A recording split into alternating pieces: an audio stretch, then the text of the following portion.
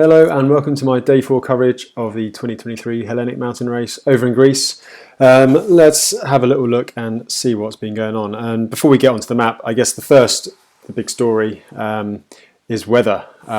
So there's been a few kind of messages sent out to the competitors overnight.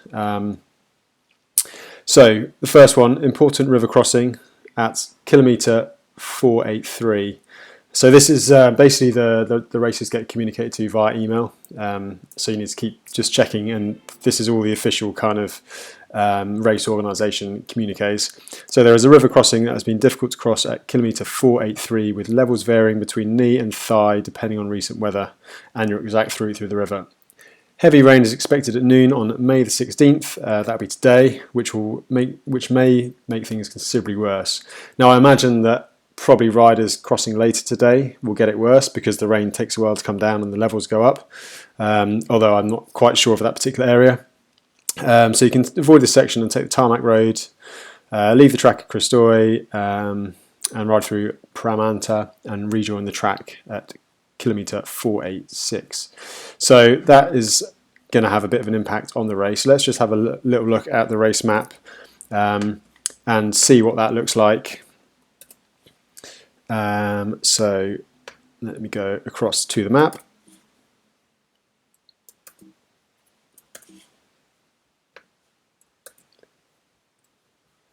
There we go. Press the wrong button as usual. So kilometre 483, wasn't it? So that would be in the middle here somewhere. So yeah, so looks like there must be a river. You can see it just here.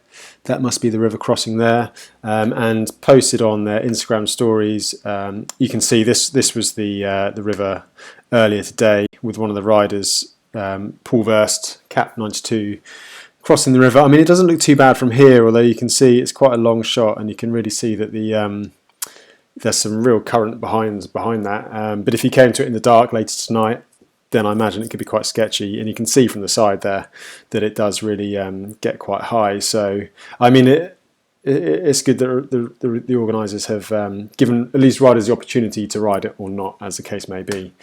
That's not the only kind of weather. So up above CP2, there's a big pass above it. And you can see here, it's not the best photo because I missed the stories from yesterday.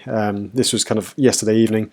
There's still a lot of snow, and basically it was as you can see, a real sharp angle across. So before the riders got there, the organisers got up there with a shovel and basically shoveled a pass through just to make things a little bit safer. But yeah, it's not been an easy one, and it isn't an easy one for a lot of the riders out there. There was also another communique with the riders today. Checkpoint cut-offs and finishing. So with the conditions we're having, a lot of you are understandably struggling to make checkpoint cut-offs. I just want to remind you that you can self-validate outside the cut-off times. A selfie at the CP will suffice. It's possible to return your tracker to me in Athens until the 22nd. So basically, conditions are much worse than anyone expected, and I think a lot of people's times have really delayed. I was actually chatting to Sofian earlier, and he's saying it's a good job he didn't start in the end because he would have missed his flight, because it's been a lot slower than anticipated. I think a lot of riders were thinking probably similar to Atlas, so under 4 days. But I think we're probably going to be 4.5, 5 days by the time the riders get down. Although further south as they get out of the mountains, things might start drying up. But just the whole region has seen horrific weather. I've said it before. The Seven Serpents race over in Croatia, that's seen horrible rain, really high winds, and bad conditions. And also the Giro d'Italia, they've been on the Adriatic, and they've got days and days of rain. So not a good weather to ride a bike in. So let's have a little look at the map and see what's actually going on with the riders and see what's what the positions are doing. So there's not really an awful lot of change from the looks of the map. Adrian still got a lead. What's that? Just under 25 k's, and he looks like he's getting on towards his lead group down here. So he's getting on towards CP3 on this big old climb. So yeah, he's going to be slowing down, and the others are going to probably speed up a little bit soon, but still essentially he's got a big climb between him and the others. So, you know, he's a really solid rider, just really consistent. So yeah, looks like he's kind of his to lose, but then anything can happen in these things. Tanguy and Manuel, they look like they're kind of yo-yoing. They might be riding together. You don't quite know when their trackers are going to ping, but I think they're kind of basically skipping, places. And Max Rice has moved up to 4th. We did have Alexander Kopp up there, but it looks like he might have taken the road loop around. So you can see here, this was where that river was.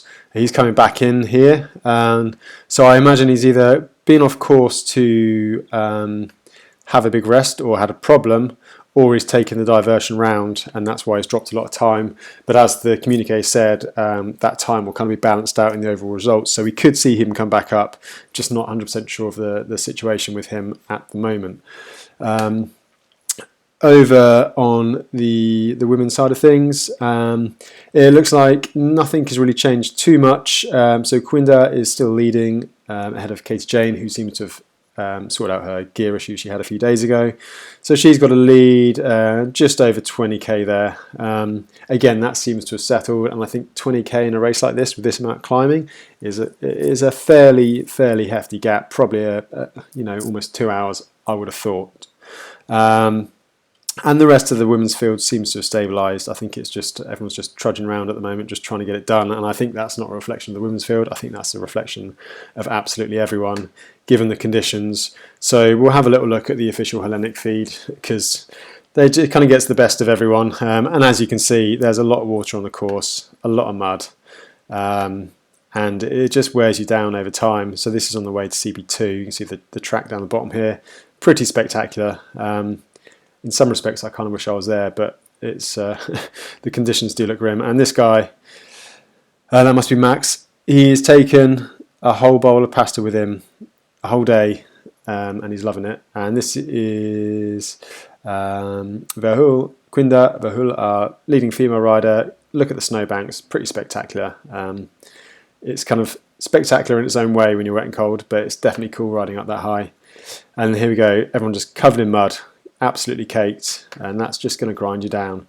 Now this guy, we need to talk about Marin. He was one of my pre-race favourites for the event, but unfortunately he had some issues on the first day of the race. He basically cut his tyre, but he sent me a little video update just as to what happened and what his plan is. Hey Josh, so yep, new tyre, new pump. Just lost a day and a half because yesterday was Sunday, but I'm back at it. We'll see where it can get me. Cheers, Josh. So there we go. Marin, he split his tyre and then stitched it together. But because it was a Sunday, he couldn't get to a bike shop that was open, and his pump stopped working. So basically, he sat it out, and he's just motoring now. He's got a new tyre, and if you're looking for an interesting story within the race, bear in mind that Marin was dead last, so he was 40 something the other day, and he's motored up past all these people, and he is now where is he? Marin 13th position, only 5k behind 12th. I reckon we could see Marin in the top 10, and that'd be a real testament to just the form he was in. He was absolutely flying a few weeks back, and I think he'd be pushing the front of the race really hard had he not had those issues. So that's it. That is my race update for the 4th day of the Hellenic Mountain Race. I hope you liked it. Don't forget to put any questions below, any comments. Give us a like and subscribe if you like this kind of thing, and I'll see you again tomorrow.